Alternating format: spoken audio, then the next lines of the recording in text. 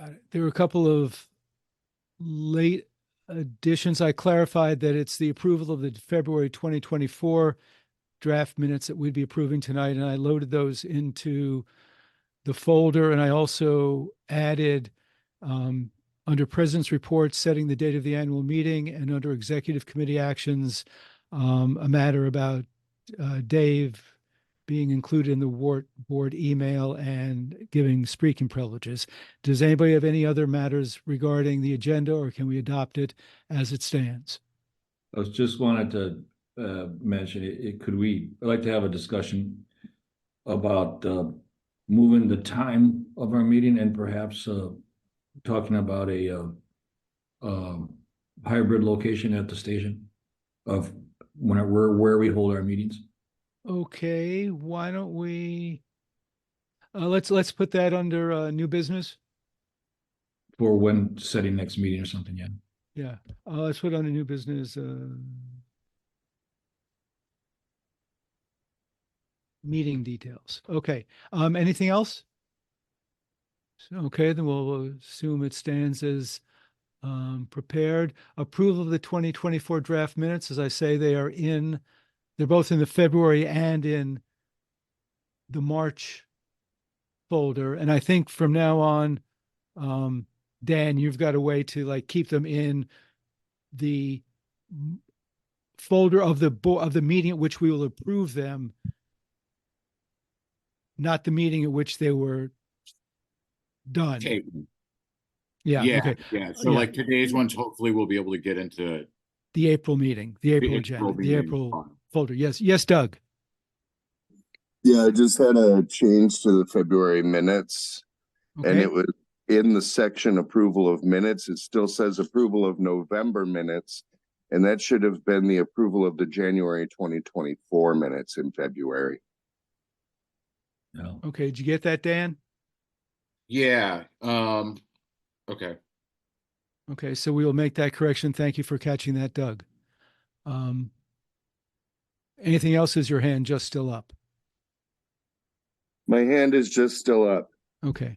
There we go. There we go. Any other corrections or clarifications on the agenda? Hello, Tanya. Seeing none, they'll stand as correct as submitted. I have received no communications from the public. Moving on to the President's Report, we should set the date of the annual meeting because it affects a couple things. Most notably, it sets a timetable for submission of any suggested changes to the bylaws. I know I'm going to have a couple, other people may, and we'll also need to provide notice to volunteers that they can also submit proposed amendments to the bylaws. We can do it up until our May board.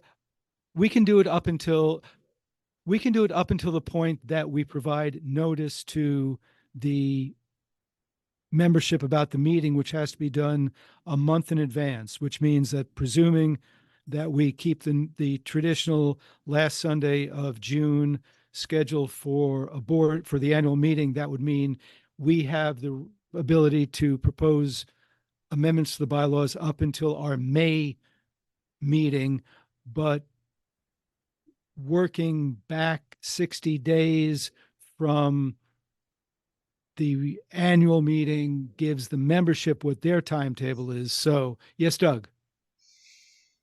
I thought in the bylaws it said all bylaw amendment changes must be 60 days ahead of the annual meeting. Now, I've looked at that more closely. I can tell you exactly what it says is that I'll read the language to you. What it says is that, I'll call it up here.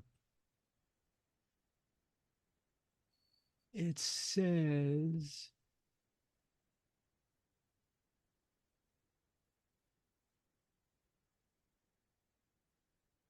well, what it says is that I'll read you the exact language so there's no confusion about it. That's what I thought first too, but geez, where the heck did it go? Hang on.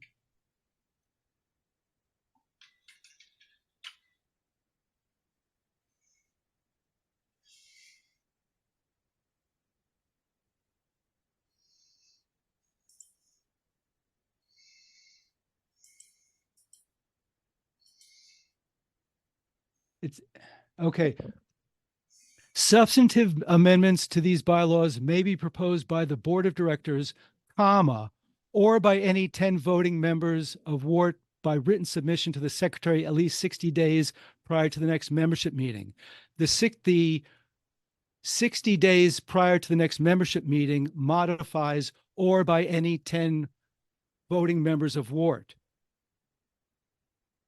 It does not modify by the Board of Directors. I'll read it again. Substantive amendments to these bylaws. So any bylaw amendment changes by the board would have to happen by the May board meeting By then? the Is May that board correct? meeting, in order that we give adequate notice to the membership for the annual meeting, but we are not constrained by that Right, 60-day 'cause it notice. has to be on the ballot. Right, Right. right. The 60-day, Yeah. because I remember this was an issue a while ago, but I looked at this more closely, and there are two clauses, proposed by the Cool. board or by the members, and they have different Awesome. standards.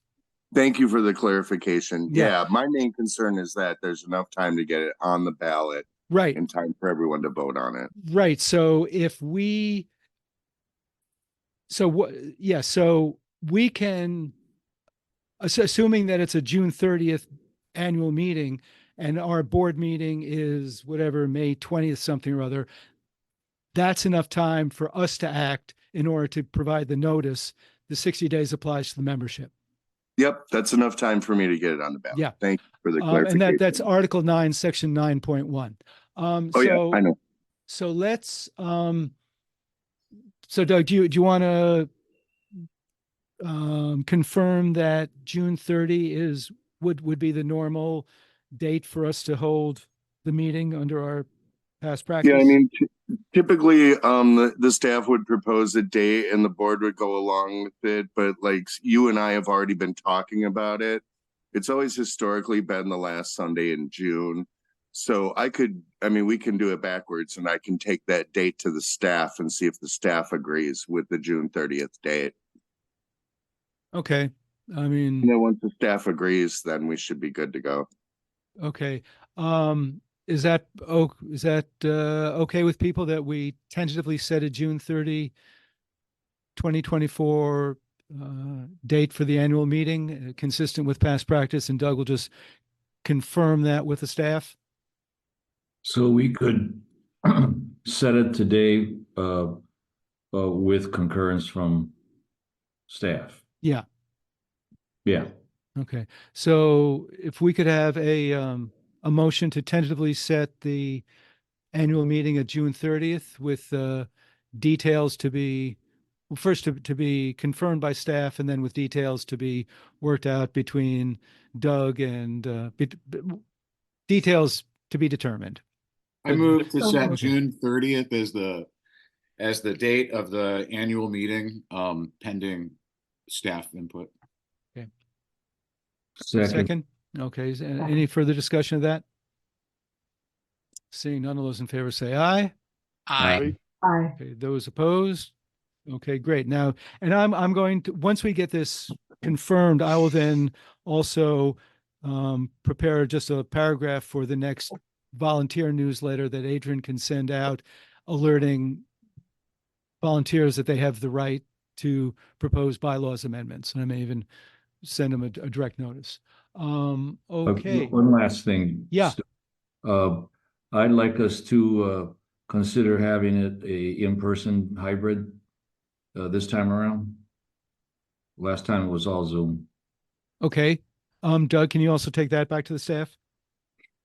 Yeah, absolutely. Okay.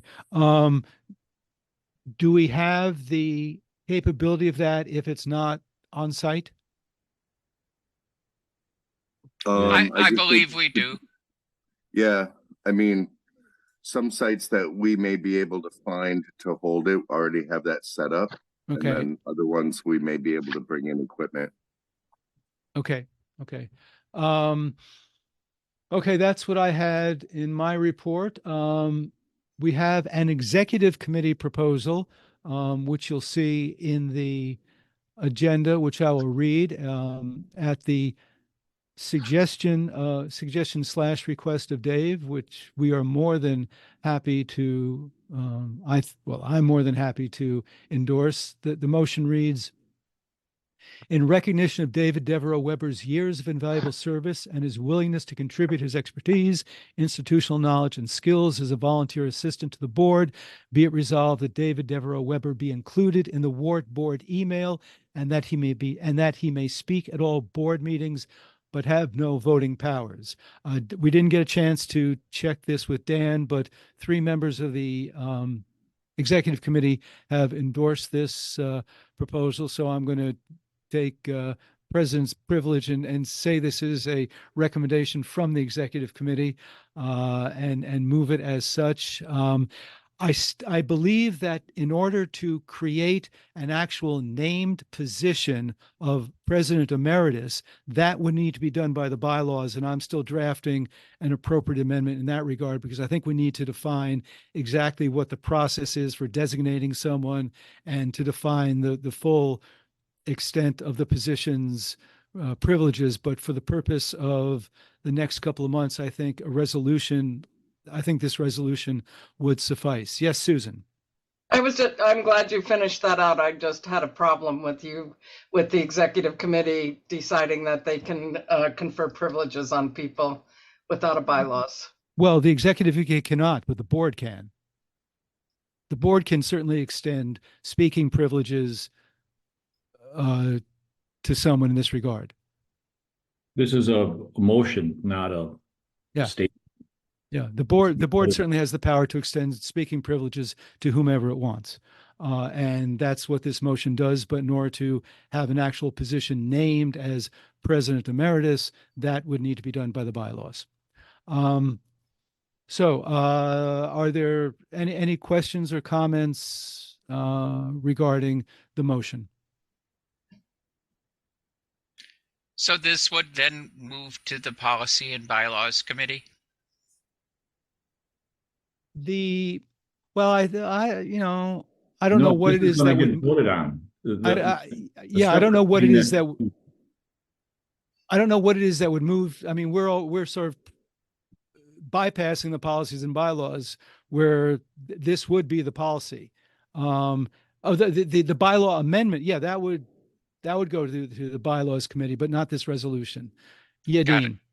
Yeah, I'm just backing that up. This is not a bylaw recommendation. This is just a board resolution that accepts Dave's offer to assist the board and us being able to take advantage of all the experience that he brings through for WORT. So that's all we're voting on today, folks. There's no bylaw change. Yeah, Dan.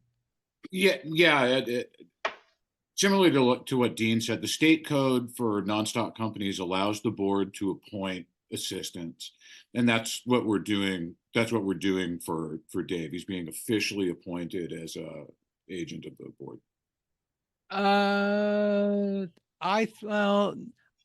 I think what we're doing is granting him speaking privileges and email privileges. I don't appointing him an agent of the board. That I would take more thought on. What we're doing is what this resolution says is he's on the email, he's on board email, and he has speaking privileges at board meetings. And anything further beyond that, because Dave and I had this discussion a couple of months ago about actually designating him as an assistant. We didn't really finish where that was going. And that's something we can certainly talk about. But what this resolution does is puts him on the email, puts him on the WORT board email, and gives him speaking privileges. Is that your understanding, Dave? Yes. Okay. Laura. I believe that the part that I'm concerned about is the nomenclature part, the designation as president emeritus.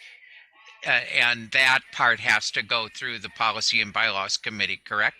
Well, it has to be a bylaws change, so presumably it would go to the Policies and Bylaws Committee, yes. But it absolutely has to be a bylaws change, yes, which I will draft attend. I'll take the laboring oar in drafting what that amendment would be and discuss it with Dave and people. But that's, yes, to create the position of President Emeritus requires a bylaws amendment. Absolutely. Thanks. Susan, Does Doug have a vote on this? Yes. on everything? He gets to vote on everything?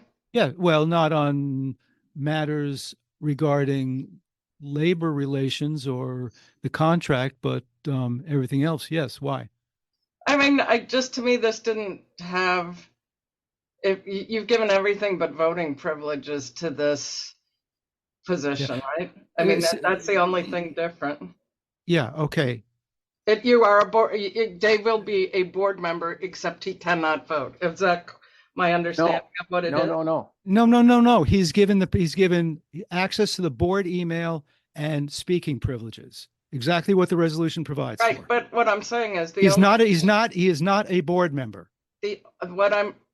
Okay, please listen. The three things a board member has is the email, right to the emails that are shared among the board and the board only, the right to speak at meetings, and the right to vote at meetings. Those are the three major things that a board member has, in my opinion. I don't have access to board notes. I have to. And so I'm saying that you are creating, the board is creating something where somebody is an additional, not a staff member, not Susan, I'm sorry, you're not recognized for debate. Okay. Thank you. If you have concerns about this, you have a board representative. You can send him a text and ask him to relate your concerns. But this is the whole point. This is giving Dave speaking privileges and access to the email. As a general rule. And the thing that I think that I'll be doing is helping Dan prepare the agenda and prepare the minutes and get things put on the Google Drive. So it's sort of like an administrative assistant role. Yeah, which we appreciate. Call the question. Yeah, well, okay. Question's been called. Question's been called to approve the motion that David Devereaux Weber be included in the WORT board email and that he may speak at all board meetings with no voting powers. All those in favor say aye. Aye. Any opposed? Those opposed? Okay, the motion carries. Thank you. I don't see, well, Phil, do you want to go to the mural team project report?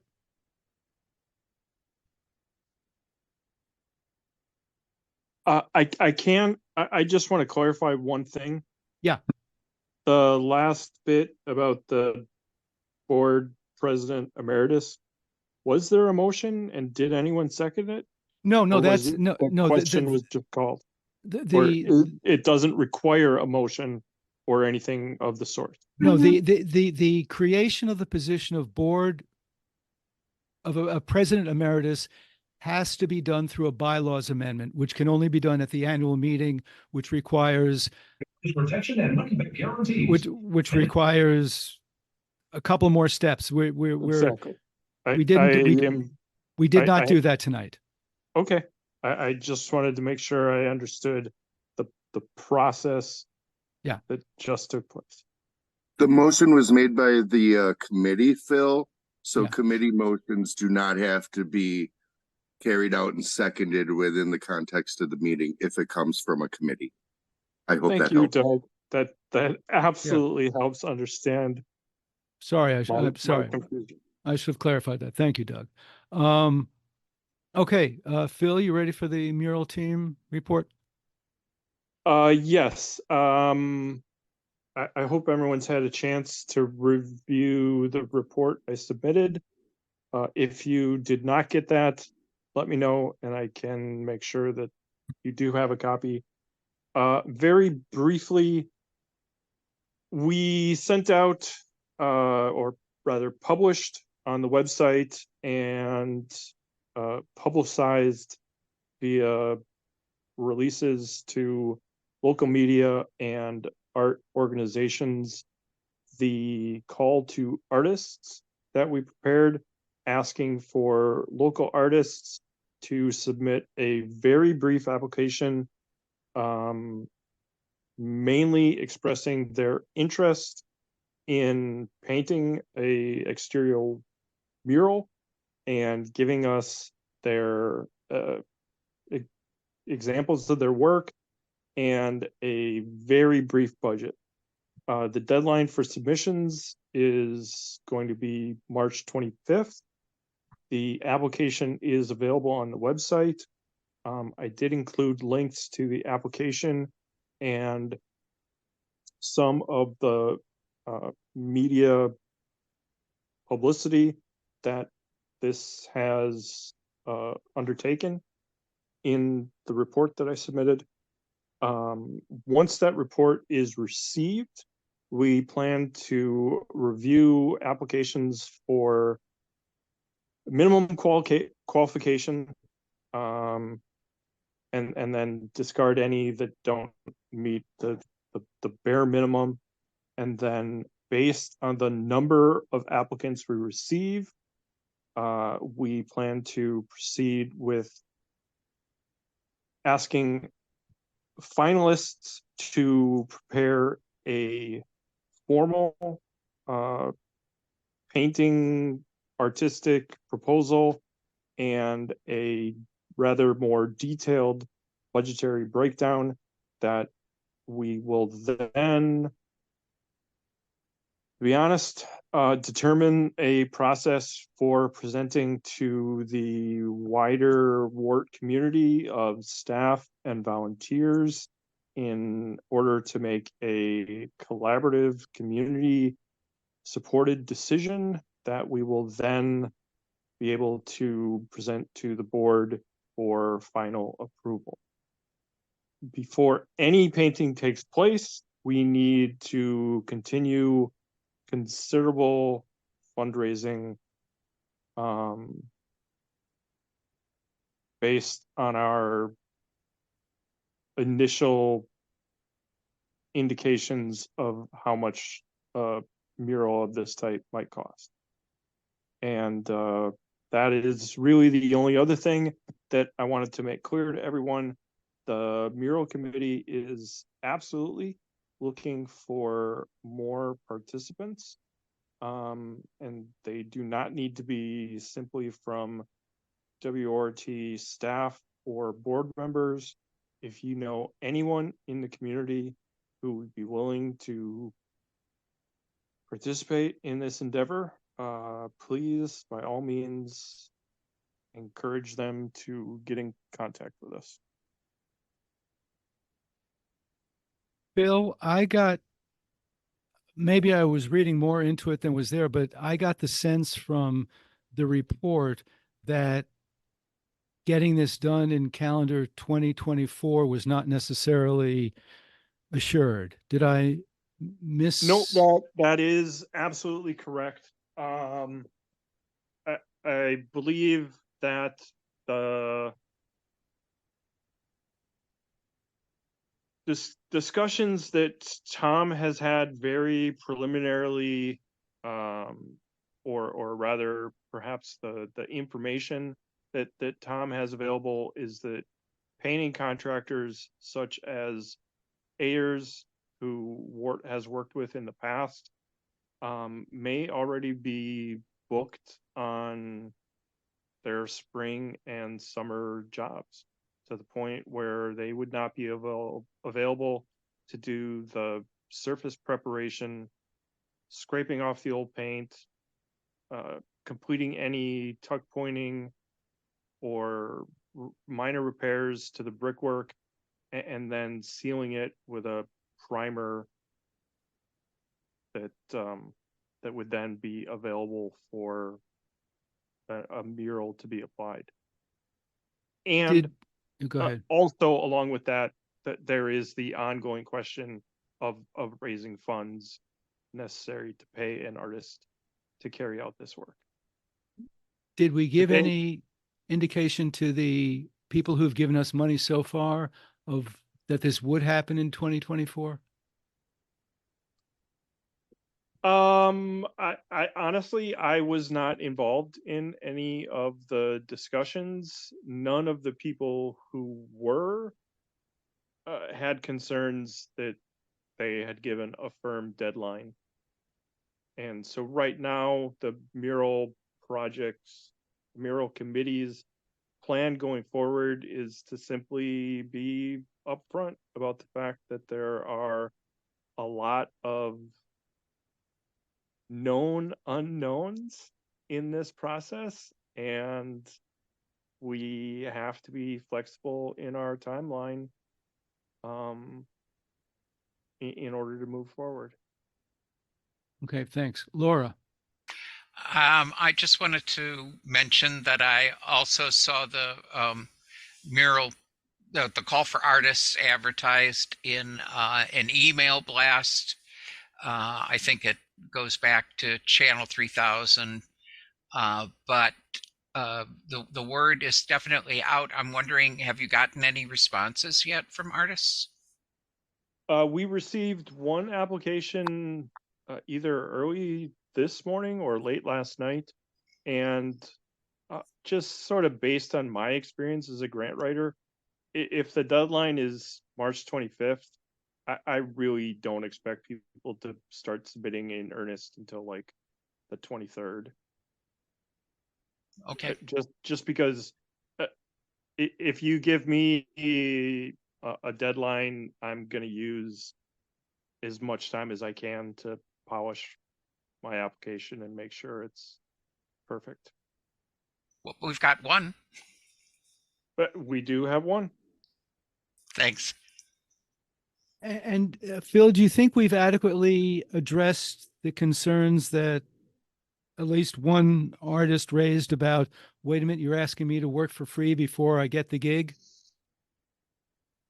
I did reach out to that artist, and I did explain my belief that that was a misinterpretation of how we are proceeding. I didn't receive any reply back, so I don't know how well that artist took it. But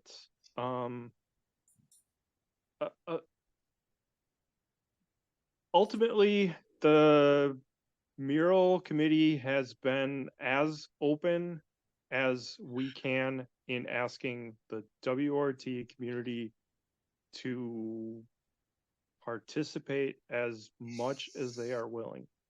We have put information in the volunteer newsletter. This isn't the first time we've asked for volunteer assistance. And honestly, if this artist felt very strongly about it, he was welcome to participate in the planning process at now going forward, or at any time up until now. So I really don't know how to satisfy people who don't want to be part of the process. Okay, thanks. Any other questions of Phil or comments about the process or where we're at?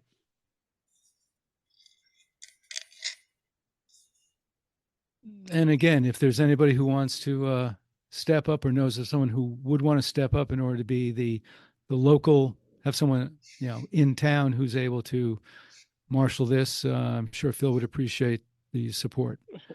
Very much so. Okay.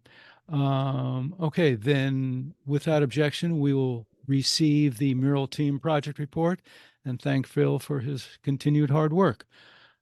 Moving on to the treasurer's report. Dean. Okay, nothing of major note to report. The financial statements look healthy.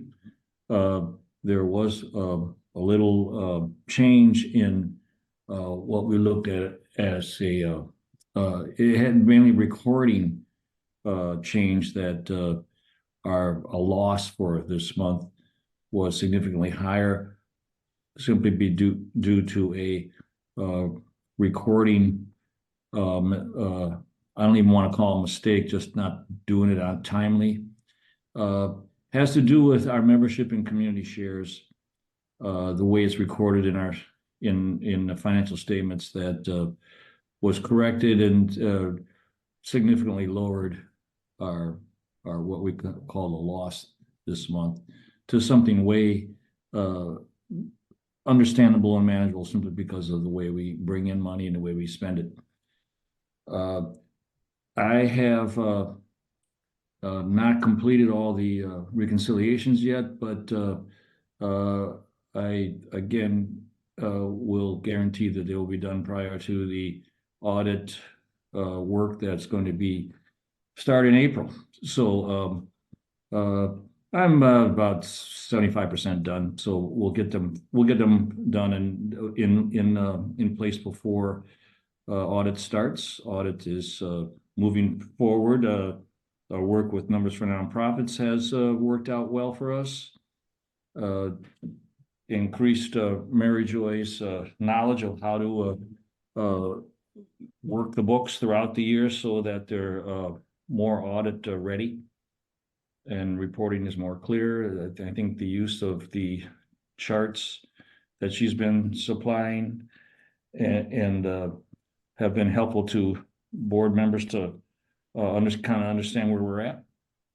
So that's pretty much it. Just things are moving along okay. Nothing major to report either way. Okay. Yes, Doug. Yeah, and I would just like to dovetail on the end of that. The finance committee, I believe we recommend that we spend another $1,000 next year on numbers for nonprofits, half of the money that we're spending this year. I talked to Mary Joy about it, and she said that help would be really useful going forward, but didn't think she would need the 20 hours like she did this year. Right. And at Doug's suggestion, I contacted Cass Joy just to get a sense of where we were on the 990, and she told me she's already that the first extension is automatic, and she's aware of the deadline, she's aware of the time frame, and it's under control. Thank you for that, Stu. And one other following up on what reminded me, at our meeting I mentioned to Mary Joy, her reports back on working with Nick from Numbers for Nonprofit were very helpful to her, and gave her a lot of new action she can take to speed up her work and make her work more efficient. So I told her that if there's in her work over the next several months, if there's other things she may need some training or guidance that she thinks Nick would be able to supply, to bring it to the finance committee, and we would talk that through and then bring it back here if that's helpful. Anything we can get Mary Joy to make her job easier and more efficient is clearly to all our benefits. Yeah. Okay. Any further questions of Dean regarding the treasurer or finance activities? Seeing none, then the reports and statements will be accepted. Moving on to staff reports. Let's take them in order of the staff who are here. Doug, anything you want to call to our attention regarding your report? Only that we have the Crystal Corner Bar Party coming up on April 20th with Ithacar and the Earthlings, who are a local favorite of mine. So I'm really excited about it. So those of you on Facebook, if you have a chance, please go to the event, click interested or going, and share the event with all your friends. That would be really helpful. Actually, even if you're not interested or not going, do that. Do it anyway. I mean, social media is there to be manipulated, so let's do it. Get in the algorithm. It's the algorithm is your friend. Yeah, and that goes for all WORT posts. That goes for the news posts. That goes for any post we put out there. Absolutely.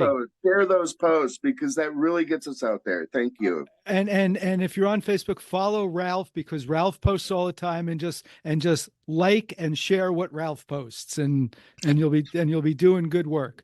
Because we're already getting inquiries about wart stock. So I mean, it's in people's mind. We got to just over 900 people have responded to the event, and the press release hasn't even gone out yet.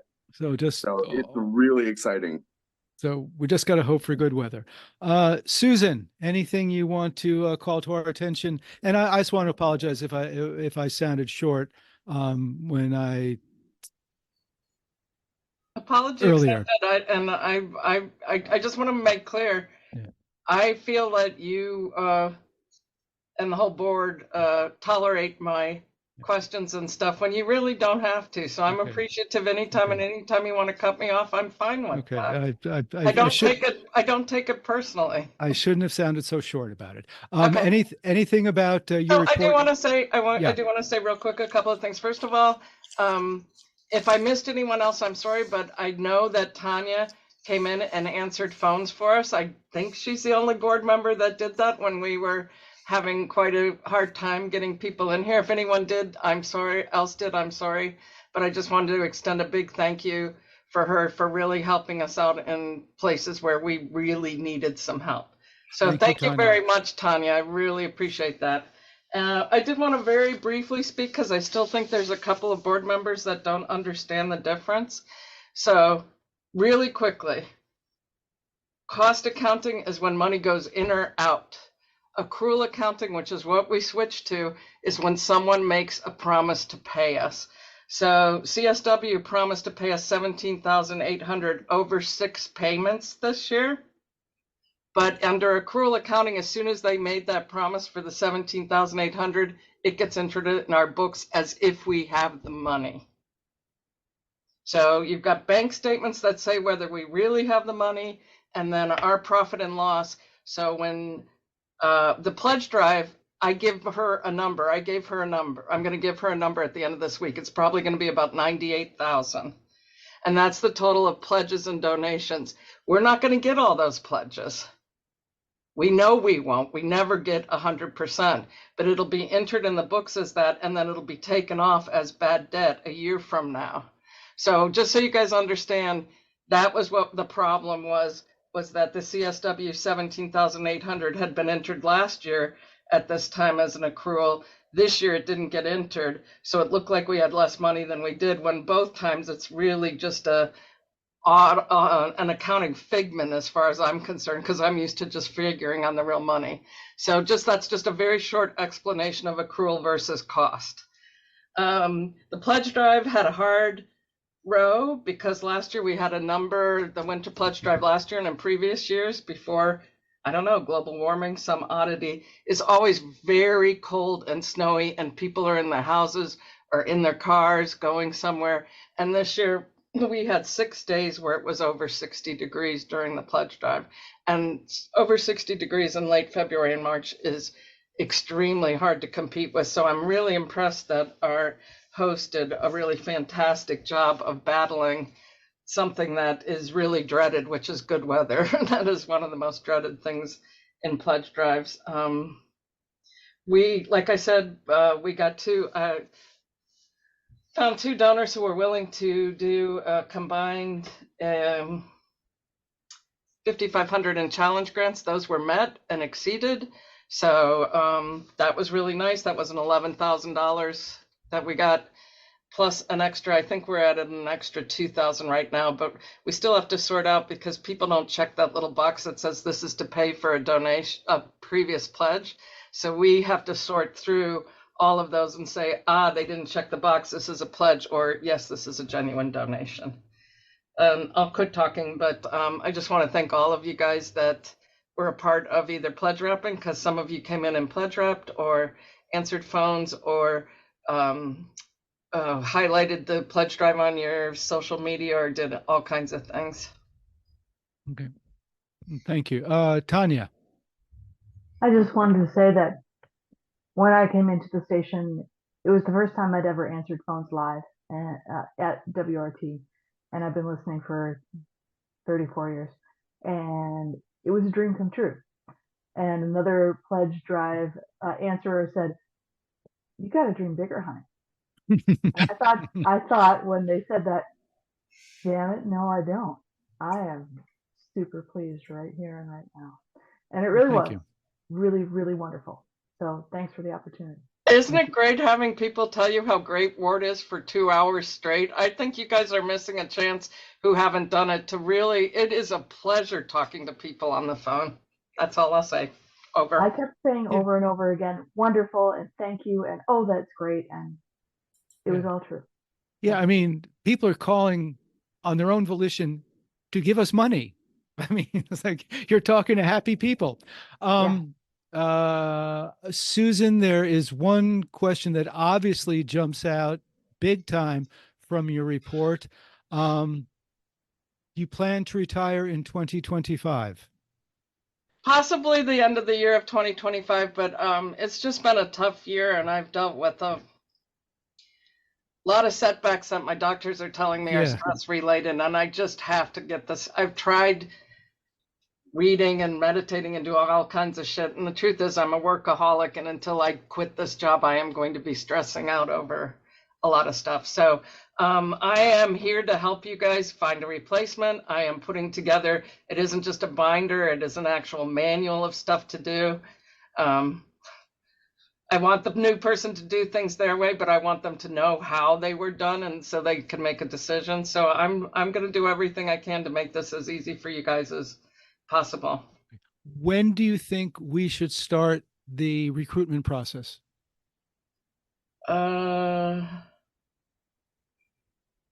Tanya seems to be indicating now. How long do you think you want to have someone train with me and overlap? Tanya, you're the professional here. What's your sense? At least 3 months. 3 months of shadowing? At least, yeah. Okay. We've never done that, just so you know, Tanya. Most people here, I had 2 weeks. Yeah. And how good was that? It was, well, I started with my first day was the first day of a pledge drive. It was horrible. Exactly. We don't want to do that to somebody. And WORT is such a special creature that we need somebody who can take the reins from you. I will say, Tanya, if it is someone who has done radio fundraising, they would need less than 3 months. Totally. But if they've done any other kind of fundraising that isn't this, I would say 2 to 3 months. Someone who has a lot of experience with fundraising, I would say 2 months. If we're getting someone that doesn't have a whole lot, it might need more, but I would flex to what you guys needed. And if it was just half 20 hours a week or 10, I could do that too. Okay. Well, Susan, I mean, do you have a sense of when I think it's going to be, I'm trying to make it I'm trying to pick a date that is easy for them to step into. That's what I'm trying to figure out for next year.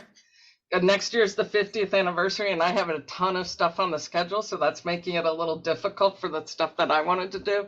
But if I had to pick it, I would like to go